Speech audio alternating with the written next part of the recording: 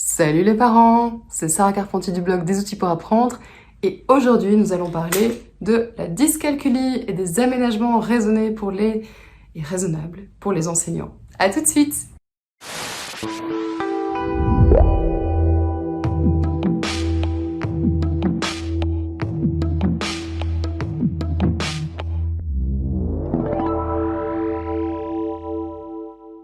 Alors, qu'est-ce que la dyscalculie? Donc, je ne vais pas m'attarder dans cette vidéo aux origines neurologiques. Ça fera l'objet d'une autre vidéo qui sera du coup beaucoup plus longue.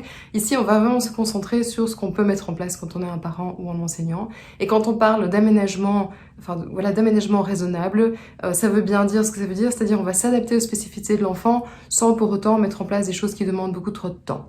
Alors, la dyscalculie, c'est un trouble de l'apprentissage qui est lié à l'utilisation et à la compréhension des nombres. Donc ce sont des enfants qui vont avoir vraiment des difficultés à mettre un sens sur les nombres, à les utiliser, à avoir un raisonnement logico-mathématique. Voilà, alors il faut savoir que souvent, enfin pas toujours, mais souvent quand même, ce trouble est lié au trouble de la dyslexie. Donc il faut savoir que 30 à 60% des enfants qui seront dyslexiques vont aussi présenter une dyscalculie. Ce qui est assez malheureux pour ces enfants parce que quelque part, ils ne peuvent pas compenser une matière par une autre, puisque de toute façon, voilà, ils ont besoin, les deux matières principales, notamment quand ils arrivent en début du primaire, donc CP, CE1, CE2 pour mes amis français, eh bien ce sont les mathématiques et le français, et ils n'arrivent pas à compenser des problèmes dans une matière par exemple, une réussite brillante et du coup valorisante dans l'autre matière. Donc il est très utile pour ces enfants-là, donc les enfants qui sont dyslexiques, de voir assez tôt s'il n'y a pas ce qu'on appelle une comorbidité, c'est-à-dire la présence d'une double pathologie, quelque part, entre guillemets, même si je n'aime pas parler de pathologie, mais de troubles. Donc l'existence de deux troubles. Donc, souvent, on entend plutôt comorbidité dans l'anamnèse pathologique. Ici, c'est vraiment par rapport aux troubles de l'apprentissage.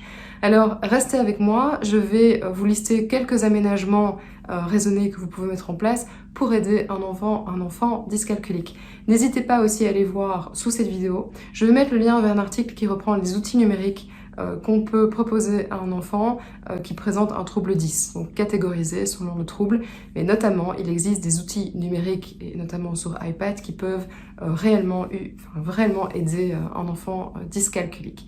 À tout de suite! Alors nous sommes passés en mode prise de notes pour ce qui concerne donc les aménagements pour l'enfant dyscalculique.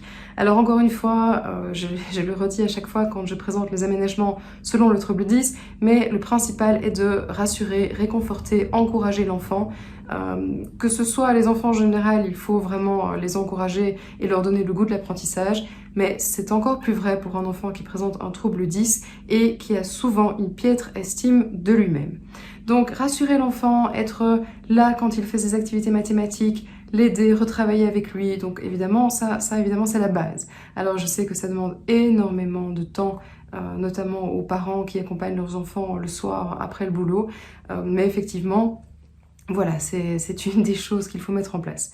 Alors, les enfants qui sont dyscalculiques, tout d'ailleurs comme les adultes, on trouve souvent des adultes dyscalculiques qui comptent sur leurs doigts. Donc vous voyez peut-être dans la rue quelqu'un qui compte sur ses doigts, mais il est clair que pour certains enfants et pour certains adultes, la maîtrise des opérations arithmétiques ne sera jamais faite, et donc ils devront, tant qu'ils le peuvent, continuer à compter sur leurs mains et à compter aussi sur du matériel de comptage. Donc, mettre à disposition de l'enfant du matériel de comptage, même durant les dernières années du primaire, donc vraiment au-delà des années CE1, CE2, eh bien, c'est tout à fait souhaitable.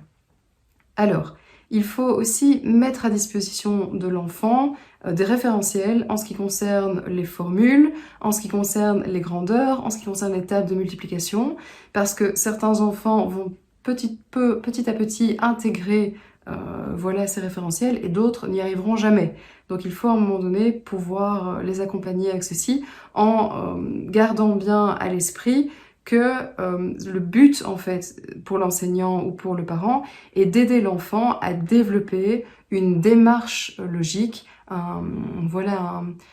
voilà, un déroulé logique, un déroulé logico-mathématique, l'aider à réfléchir, l'aider à développer, par exemple, voilà, certains calculs, une logique mathématique, plutôt que de vouloir vraiment par la force des choses, qu'en plus de développer cette démarche mathématique, il développe aussi des choses qu'ils n'arriveront jamais à développer, à savoir notamment le fait par exemple de calculer mentalement sans s'aider du comptage sur les doigts. Donc encore une fois, l'essentiel étant vraiment la démarche cognitive arithmétique, on peut laisser la calculatrice à l'enfant, on peut vraiment tolérer qu'il fasse appel à donc notamment le comptage sur les doigts, le référentiel, mais aussi la calculatrice. Et expliquer aux autres enfants si ça pose problème, quelle est la spécificité d'apprentissage de l'enfant à qui on permet d'utiliser ces aides, et du coup faire adhérer la classe à voilà, une adaptation des méthodes pédagogiques en fonction des spécificités de chacun. Alors, évidemment, il faut savoir qu'un enfant qui est dyscalculique, il va développer sa démarche cognitive, sa démarche arithmétique, qui ne sera peut-être pas celle que l'enseignant attend. Donc, petite anecdote, moi je me souviens même à l'université, moi j'avais des cours de pharma, mais il est clair qu'il y avait différentes façons d'arriver à un même résultat. Eh bien, il y a des enseignants qui sont complètement réfractaires à ça, ils s'attendent une démarche unique qui leur convient, qui est en fait la leur, qui est la même que ce que eux auraient fait, et sont très très réfractaires à ce que on puisse trouver la bonne solution, mais d'une autre façon et en empruntant une autre voie. Donc là aussi, accepter plusieurs démarches, c'est permettre à l'enfant dyscalculique de développer simplement sa démarche cognitive sans devoir tout le temps voilà, se conformer à forcément ce qu'on attend de lui, quoi. J'ai reçu beaucoup de commentaires, de feedback d'enseignants qui me disaient que dans leur pratique, en tout cas des enseignants qui sont vraiment formés aux différents troubles, que dans leur pratique pédagogique, ils avaient tendance à aider des enfants dyscalculiques par l'utilisation du papier millimétré. Alors parfois le papier quadrillé est suffisant, parfois le papier millimétré est nécessaire dans certains cas, et là aussi, ça va aider en fait l'enfant à se référencer à quelque chose, comme aussi pour les référentiels de grandeur ou autre. Je vous mets de plus en dessous de cette vidéo un lien qui mène vers un fichier qui reprend des exercices de conservation qu'on appelle de conservation du nombre et des quantités, qui sont des exercices qui présentent une particularité, une difficulté particulière pour les enfants qui sont dyscalculiques. Donc n'hésitez pas à aller retravailler ce type d'exercice avec eux, ça pourrait aussi grandement les aider. Voilà, alors n'hésitez pas aussi à aller voir donc la vidéo qui concerne les aménagements pour des enfants qui sont dyslexiques, puisqu'encore une fois, quand même il y a une grande proportion d'enfants dyslexiques qui vont tôt ou tard présenter un problème de dyscalculie. Donc ça vaut la peine de voir de façon plus globale comment aider ces enfants dyslexiques, et ça vaut aussi la peine de véritablement faire attention quand vous avez un enfant dyslexique, d'aller voir du côté des mathématiques s'il n'y a pas quelque chose de ce côté-là qui apparaît, parce qu'encore une fois, avoir des difficultés au niveau de la lecture, c'est une chose, avoir des difficultés au niveau de la lecture et en plus du raisonnement arithmétique, c'est doublement pénalisant. Voilà, c'était Sarah Carpentier du blog des outils pour apprendre. N'hésitez pas à vous abonner à la chaîne pour être mis au courant des nouvelles vidéos qui vont paraître. N'hésitez pas non plus à aller vous inscrire sur le site des outils pour apprendre.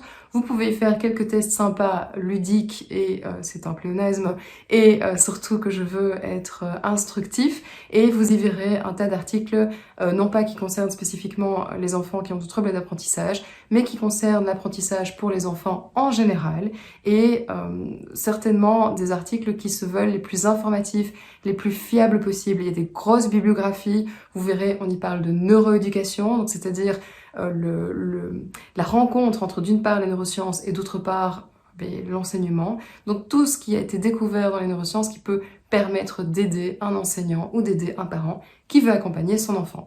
Voilà, j'espère avoir pu vous aider et à bientôt. Ciao!